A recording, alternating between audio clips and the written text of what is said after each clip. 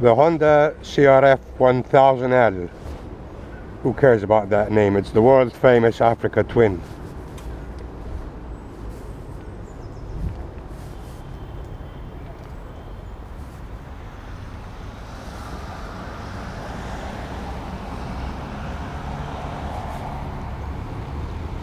When I first saw it, I thought, no, hang on, it's not butch enough. Remember the old Africa Twin? It was so butch, it scared people when they looked at it in the back view mirror. It was incredible. But let me tell you something. This bike is incredible. The first thing you notice is when you start it up is how smooth it is. Who cares it's less than 100 horsepower?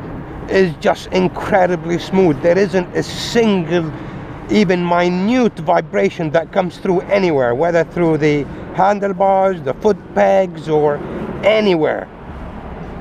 Lovely torque, incredibly balanced. I love it. I mean, you would expect two humongous 500cc pistons, because it's a parallel twin, to be vibrating, but this is what really took my breath away, is how smooth this bike is. It's got enough power, ample torque. I'm sure on dirt with the proper tires it will do just as a good job as it does on the road. You can tell where all the money has went. It hasn't went into headline figures of horsepower and torque or whatever. It's actually on refining and perfecting this bike. As you guys know, I have no allegiance to anybody, Honda, BMW, or whoever, or KTM for that matter, but they've done a fantastic job.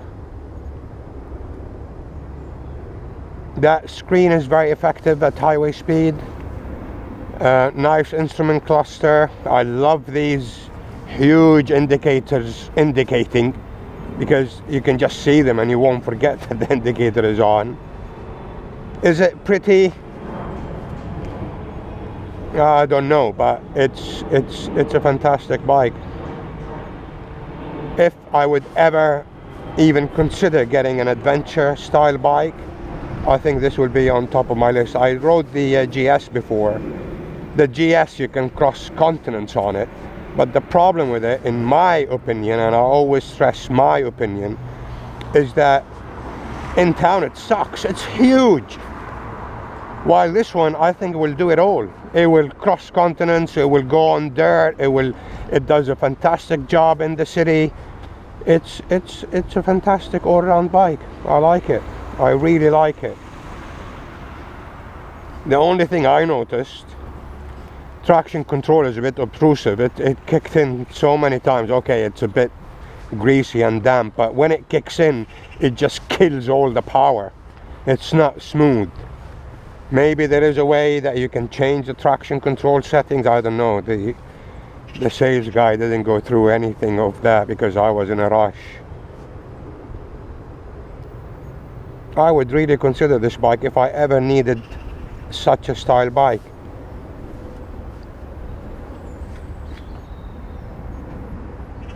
Let's run it through a couple of the challenges that we did. That's a good idea, actually. I haven't thought about that. Let's do the slow your roll and see what it will do. And then the U-turn. Sorry. Maybe some of you guys want to hear it first. Let's rev it up a bit.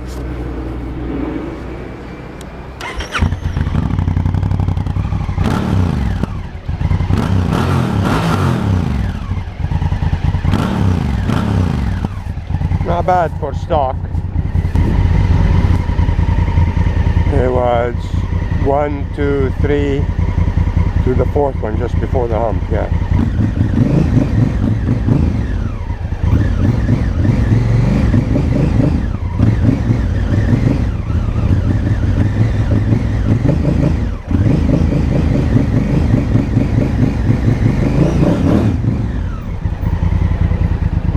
And let's do the U-turn test. We'll do it on that one first. busy, this car park today, because they opened it. Usually it's closed.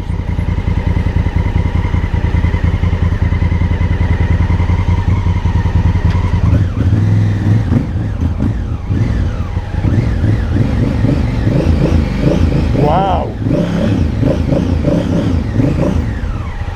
that is really good. You know, take it back to the dealer.